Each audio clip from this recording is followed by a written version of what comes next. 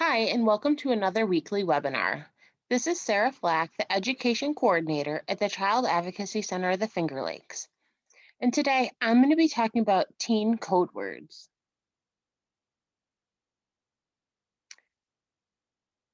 Teen code words are really just what I refer to as the slang that's popular right now with our preteens and teens. As we're starting to notice with the use of technology, texting, and online gaming, our younger children are actually starting to use these words as well because they either read them or they have older siblings and they may hear them or they're hearing them while playing online games. So I just want to talk about some of the popular and common words that we've been hearing lately in the past year. The first slide that I'm going to share is about seemingly harmless words. These are ones that aren't as graphic and aren't as violent, aggressive, or risky.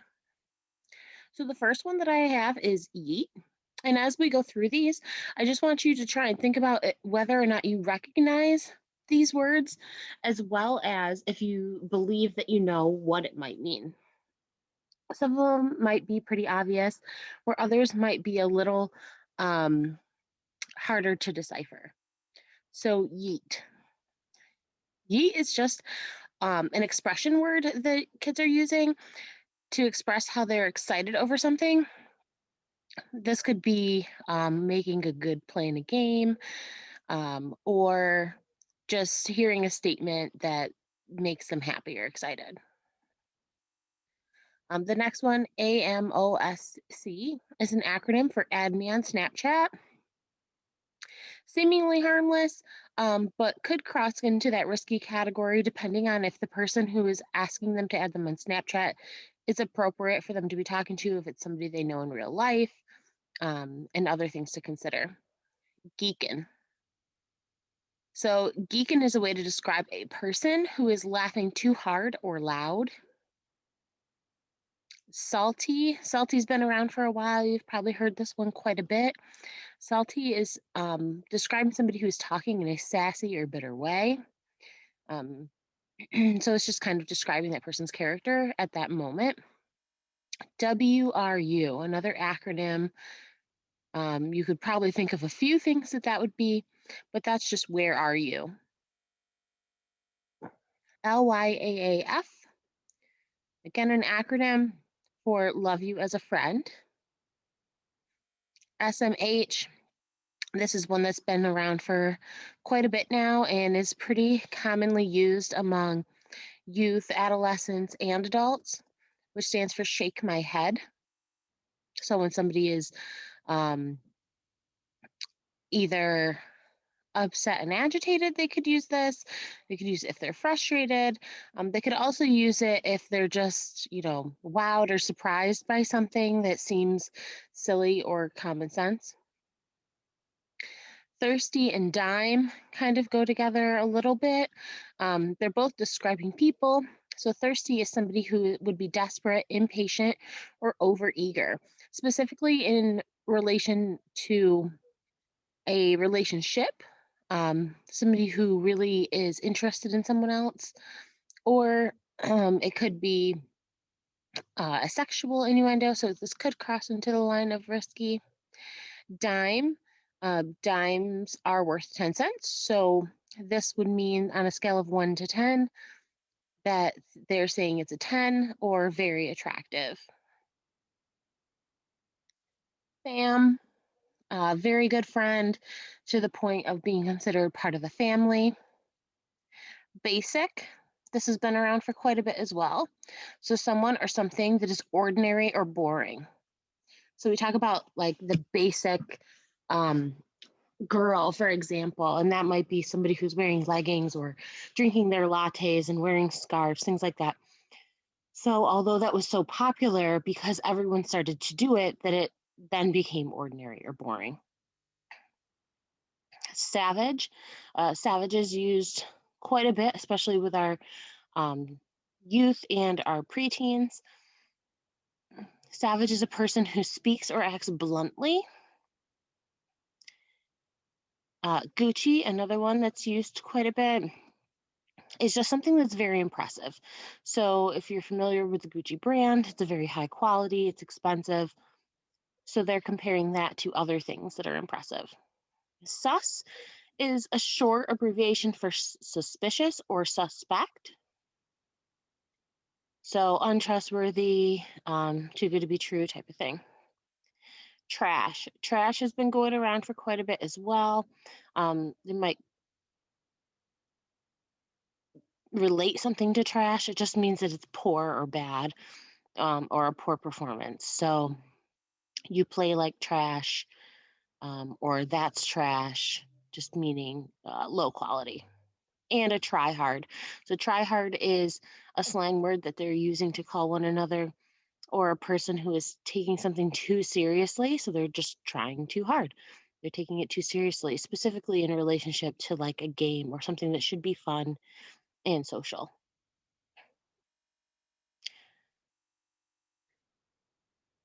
The next slide that I'm going to share is about some more risky type of teen code words that are being used. So these ones may be less obvious or more risky in terms of sexual innuendo or vulgarity. So WTH or WTF, think that most of us are pretty familiar with that. It's been around for a while and is used throughout most generations. So WTH, what the heck, or what the F word. AF, AF is something that's sometimes tagged at the end of a sentence or statement, and it's supposed to give drama to what you're saying or to make it seem more extreme. So the A stands for as, and the F stands for the F word again. So somebody might say, that's crazy AF. So meaning that's extremely crazy. Pods and clouds are kind of related. So pods are referring to the pod specifically for a jewel or a vape, and clouds are specifically referring to the vapor from the vape or another smoking device. So if you say pods or clouds, that's in relationship to smoking. F to F or face to face could be not so meaningful depending on the person that they're saying this to. If it's maybe a good friend and they're just saying, like, let's talk F to F, and they're just abbreviating face to face, or they may want to get on Skype or something like that. So, but if they're having a hurtful conversation or they're meeting new people online, either through social media or online gaming, this could be a little more risky to meet somebody for the first time in person. 9, CD9, and code 9, all the same meaning. So a single 9 is code for parents are nearby. So this could be kids might be talking about their pods or their clouds or meeting face to face, and then they quickly type the number 9 because a parent walks into the room or is over their shoulder. Conversely, 9 means that the parents are gone. So the first 9 would indicate, oh, my parents are nearby, change the subject, or don't text me for a minute. And then they would send a 9 to indicate, okay, coast is clear. We're going to move into a little bit of a different area. So S to R. S to R means send to receive, as in photos. Specifically, when people are dating or meeting for the first time in online dating, they might say S to R. So you send me your picture and I'll send you mine. You show me yours, I'll show you mine type of idea. A sugar pic is a reference to an erotic photo. So you might even see sugar pic and S2R in the same message or in back to back messages, or even in a posting online. A thought is an acronym actually for that hoe over there. So it's in reference to a specific person in a derogatory or hurtful way. Zerg. Zerg is a different one. We see this a little bit more on online gaming. However, it could be used in real life as well, and it means to gang up on someone. So if somebody were sending a cryptic message and they said to Zerg, oh, we're going to Zerg someone after school, that could mean that they're going to jump somebody, or that somebody did get jumped, um, or confronted by a group. Either way, there you're looking at more violence. Zerg is commonly used in an online game when players team up or gang up against another player. Less harmful, but could be considered a way of cheating in certain games. KMS and KYS. So kill myself or kill yourself. Obviously, we've heard people say this, or we've heard people make the statement towards others at some point, most likely, whether it was in a text or they said the actual phrase out loud. And in some instances, they're just saying it as a way to be dramatic. However, they can also use this as a way to bully or cyberbully. Shade means to put somebody down. So usually you might hear somebody say that they were throwing shade, so they were putting somebody down or making fun of someone else. And A3. A3 means anytime, anywhere, any place. This could be in reference to a lot of things. So this could be in reference to fighting or violence. It could be in reference to meeting up, specifically for dating purposes or for sexual intercourse.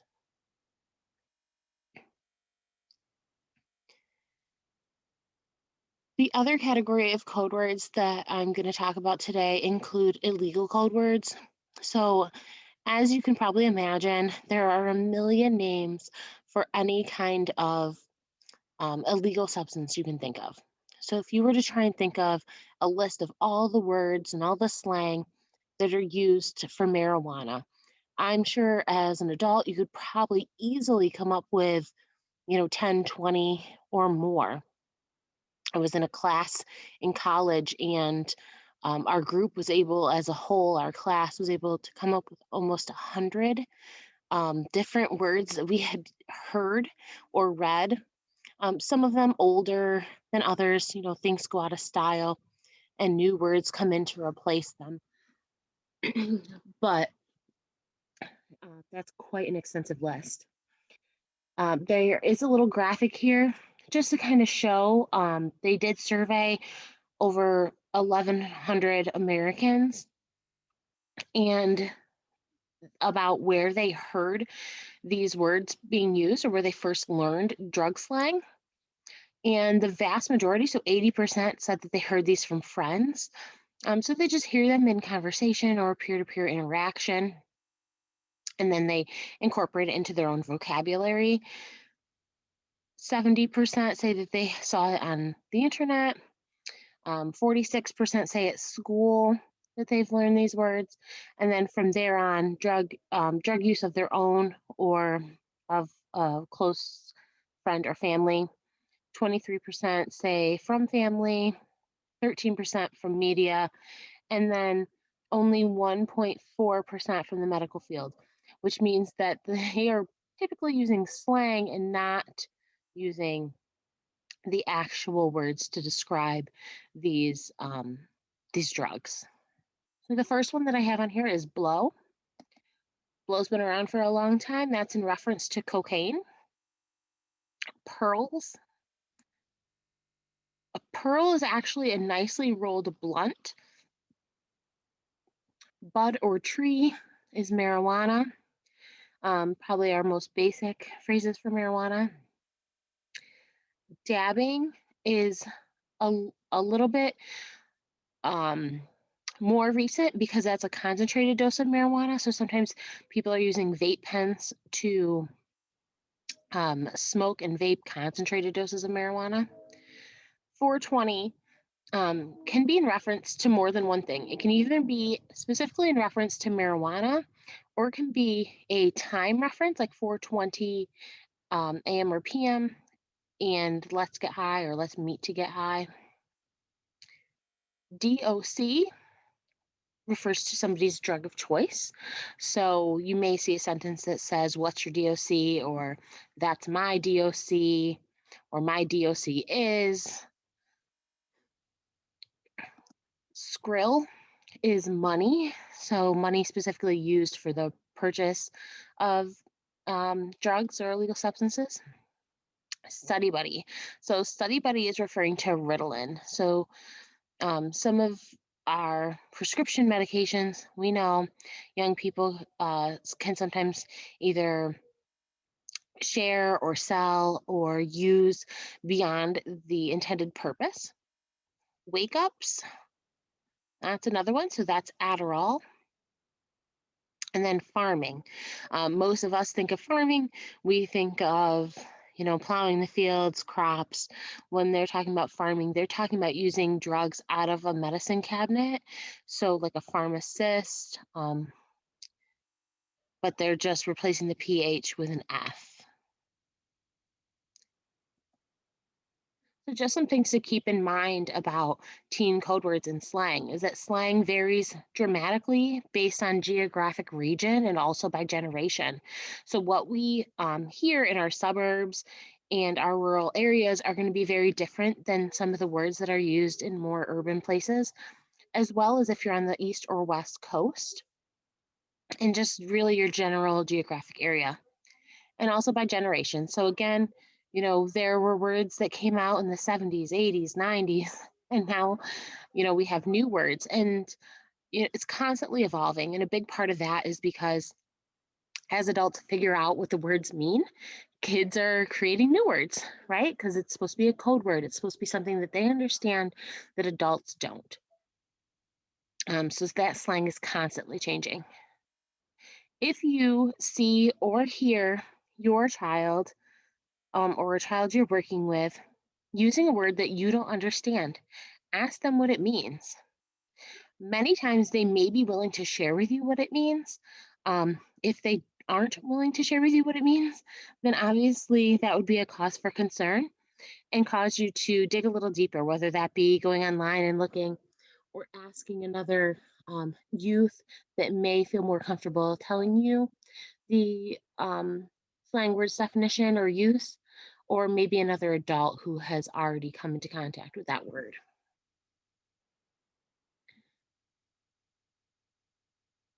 Of course, all of the things that I talked about barely touch the surface with the slang that's being used by our young people today. If you have any questions or would like further information, you can certainly contact me, Sarah Flack, via email at Sara, Sara, at cacfingerlakes.org or by phone at 585 394 2573.